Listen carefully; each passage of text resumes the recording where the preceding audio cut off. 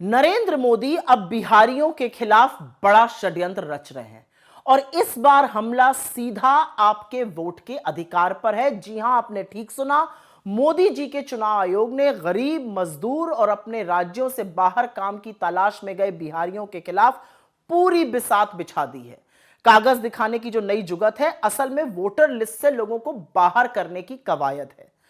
पहले समझ लीजिए, वोटर लिस्ट में 3 तरह के रिव्यू होते हैं: रूटीन रिव्यू, समरी रिव्यू और स्पेशल इंटेंसिव रिव्यू।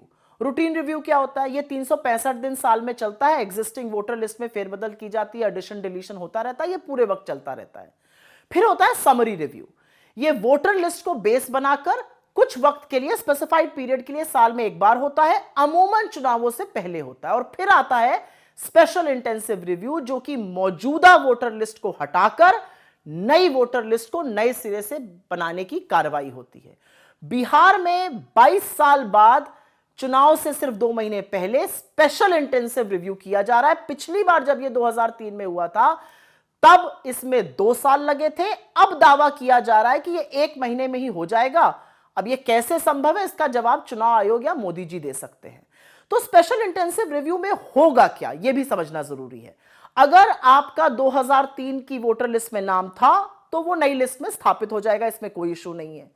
लेकिन अगर 1987 से पहले आपका जन्म हुआ था तो आपको अपने जन्म और जन्म स्थान का सर्टिफिकेट लगाना होगा।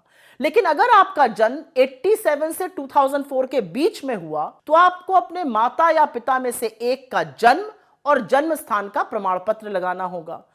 2004 के बाद अगर आपका जन्म हुआ है तो आपको अपने दोनों माता पिता का जन्म और जन्म स्थान का प्रमाण पत्र लगाना होगा। अब सवाल यह, इसमें कौन सी बड़ी बात है? तो पहले समझिए, प्रमाण पत्र मान्य कौन से हैं। बर्थ सर्टिफिकेट मतलब जन्म प्रमाण पत्र, जाति प्रमाण पत्र और स्कूल छोड़ने का प्रमाण पत्र, जो स्कूल लीविंग सर्टिफिकेट कहा जाता है। कौन से प्रमाण पत्र आपके मां बाप के लिए मान्य नहीं है? आधार और वोटर आईडी कार्ड। अब इसी से बहुत सारे ज्वलंत सवाल खड़े होते हैं। 3 महीने पहले ही बिहार में समरी रिव्यू हुआ था, तो उस समय स्पेशल इंटेंसिव रिव्यू की बात क्यों नहीं की गई? दूसरा सवाल, नए चुनाव आयोग ने बोला था अभी 1 महीने पहले कि उन्होंने 4000 कंसल्टेशन किए, तो उनमें से एक में भी स्पेशल इंटेंसिव रिव्यू पर चर्चा क्यों नहीं की गई?